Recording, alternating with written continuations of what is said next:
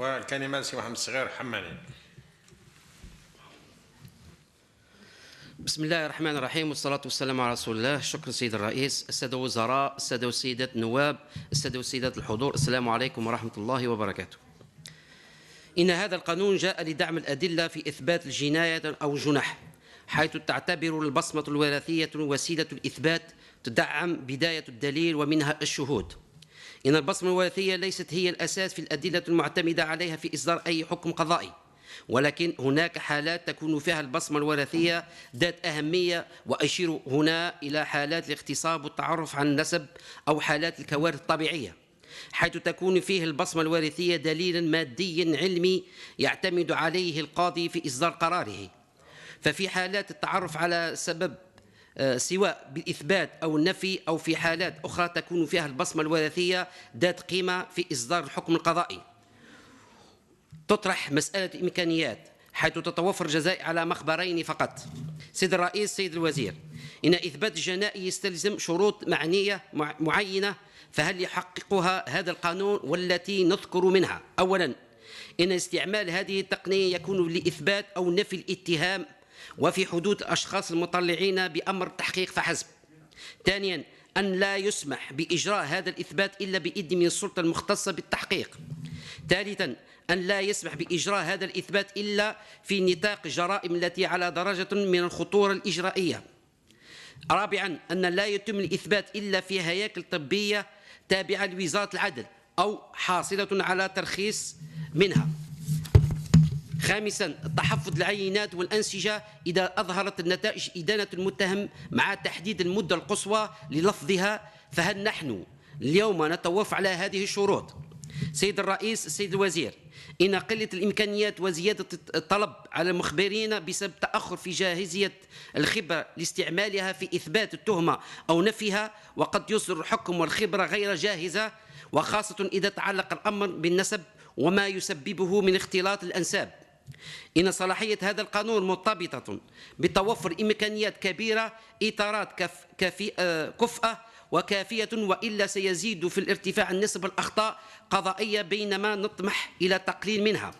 إن أي استعمال البصمة الوراثية كدليل مادي علمي، خاصة لدى تعلق الأمر بالنسب في غياب الإمكانيات المادية والبشرية اللازمة، قد يتسبب لا سمح الله في تفكيك الأسر أو تفكيك المجتمع.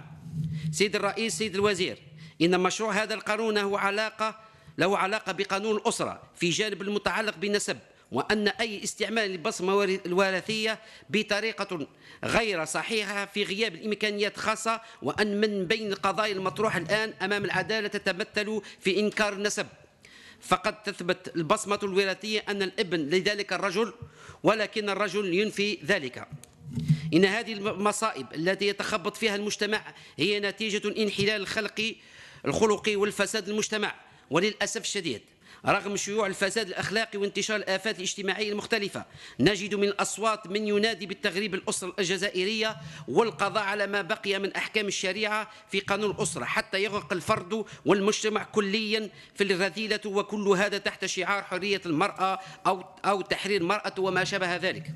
سيد الرئيس، سيد الوزير، من أجل ضمان صحة نتائج البصمة الوراثية لا بد من ضوابط يجب تحقيقها كي يمكن الأخذ بنتائج البصمة الوراثية، وهذه الضوابط تتعلق بخبراء البصمة الوراثية وبطريقة إجراء تحاليل ومختبرات ومعامل خاصة بالبصمة الوراثية. وأهم هذه الضوابط هي: أولا، أن تكون مختبرات الفحص للبصمة الوراثية تابعة للدولة أو تشرف عليها الإشراف مباشرا، مع توفر جميع الضوابط العلمية والمعملية المعتبرة محليا وعالميا في هذا المجال. ثانيا، أن يكون جميع القائمين على العمل في مختبرات خاصة بالتحليل البصمة الوراثية، سواء كانوا من خبراء البصمة الوراثية أو من مساندين لهم في أعمالهم المخبرية، مما تتوفر فيهم أهلية قبول الشهادة، إضافة إلى معرفته وخبرته في مجال تخصصه الدقيق في المختبر.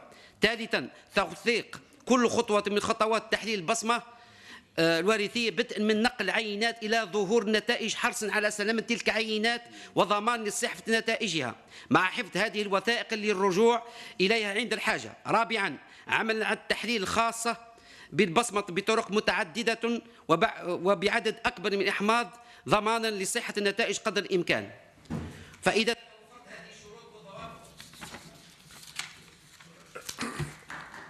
شكرا لك